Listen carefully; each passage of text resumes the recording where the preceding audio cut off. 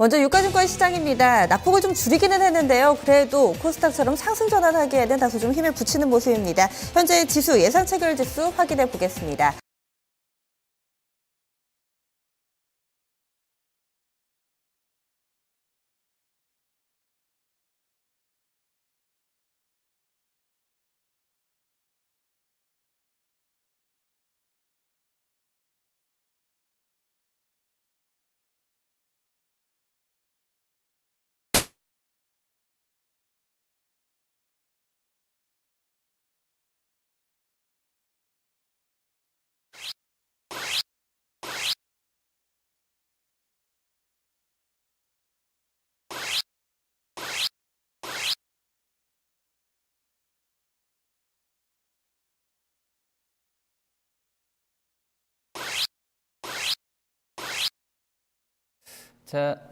자, 삼성그룹주 먼저 보겠습니다.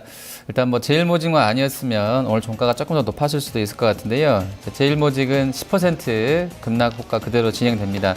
14만 2,500원 선, 한 달 정도 보호회수 락업 정도 남아 있는데요. 정확하게 이제 6월 13일 정도, 13, 14일 정도가 될 것 같은데요. 자, 그 부분까지는 가봐야 될 것 같고요. 그리고 SDS도 다음 주 정도면 이제 락이 풀리게 되는데요. 그 대주주들 어쨌든 바닥권에서는 한 5% 정도 올라왔습니다. SDS는. 그리고 삼성전자는 0.59% 플러스권이고요.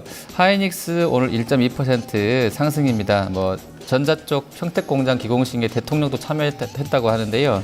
뭐 관련주들 흐름이 오늘 좋았던 상황이고요. LG 그룹주에서는 LG 이노텍하고요. 삼성전기 SDI도 좀 좋습니다.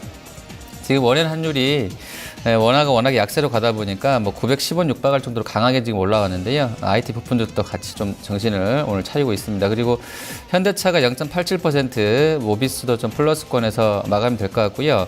어제 SK텔레콤 봐야 되겠네요. 그 KT가 그 구글 쪽 그 이통사업 관련해서 그쪽이 요금제를 이제 데이터 쓰는 만큼 뭐 물겠다라고 과금하겠다고 냈었는데요.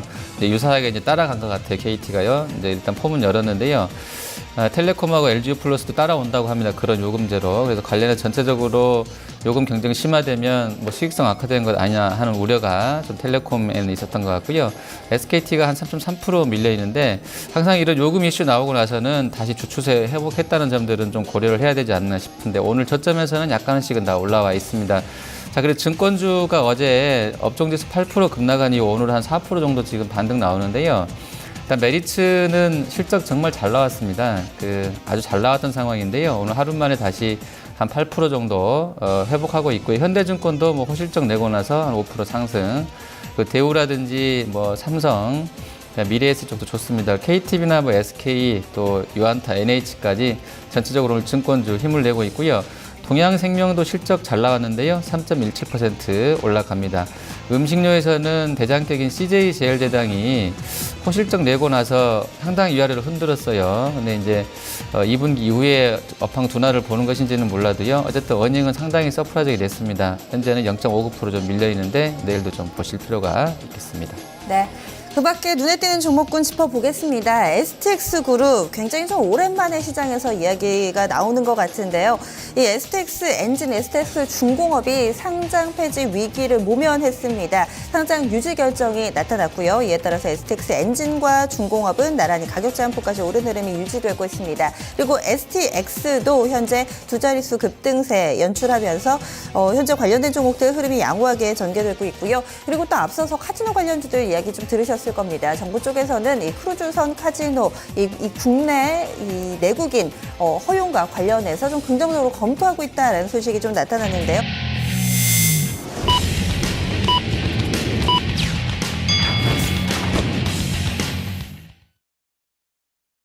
(5월 7일) 목요일 국내 증시 마감됐습니다.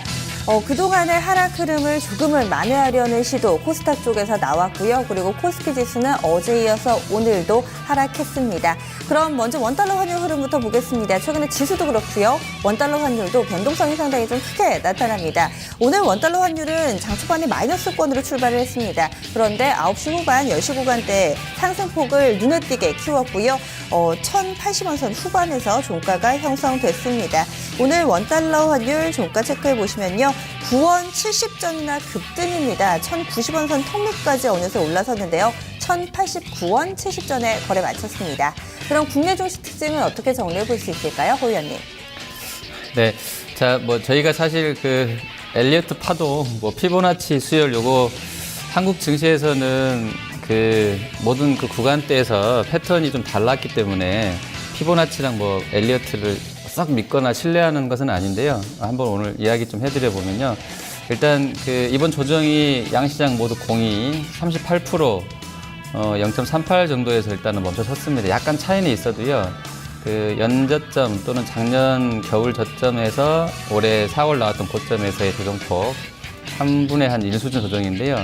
저희가 패턴상으로는 3분의 1 조정에서 만약에 마무리가 되면 상당히 강한 시세 흐름에서의 양호한 조정으로 보거든요. 그래서 오늘 조정이 만약에 이번 하락 조정의 마지막이었고 오늘 저점이 이번 하락세에서의 하단이었다는 게 확인이 된다고 그러면 한 며칠 내로 확인해 줄 것 같은데요. 확인된다고 그러면 코스피는 다시 이제 2190선 뚫고 갈 가능성이 높다고 봐야 되겠고요. 코스닥도 한 720선까지는 충분히 갈 것 같아요. 50% 조정이 아니었기 때문에 충분히 더 위쪽으로 누름을 만들어 놓을 수 있는 가능성을 놓고 오늘 장이 마감됐다. 이렇게 판단하고 있습니다. 네. 이어서 아시아 증시 보겠습니다. 전반적으로 이 중국 증시, 일본 증시 좀 부진한 양상을 나타냈는데요. 먼저 일본 증시부터 살펴보시죠. 앞서서 월, 화, 수요일은 휴장이었습니다. 긴 연휴를 끝내고 다시금 거래를 재개한 건데요. 그동안에 나왔던 미국의 경제지표 부진이라든지 이 부분을 한꺼번에 반영을 하면서 오늘 니케이 225 지수는 다소 좀 부진한 모습을 보여줬습니다. 하락으로 좀 마무리되는 모습이었는데요. 일본 증시가 이렇게 되면서 2만 선대 부근에서 거래를 마쳤습니다. 1.2% 하락하는 모습이고요. 19,291.99포인트 오늘 종가가 만들어졌습니다. 이어서 중국 증시 보겠습니다. 최근에 중국 증시는 연일 밀려나는 흐름을 보여주고 있습니다. 오늘까지 3거래일 연속해서 하락하고 있는데요. 이 IPO로 인해서 이 자금 경색 우려가 지속되고 있다라는 분석 나타나고 있습니다. 현재 상해 종합지수 1.9% 하락입니다. 4,200선 내줬고요. 4,148.76포인트 지나가고 있습니다.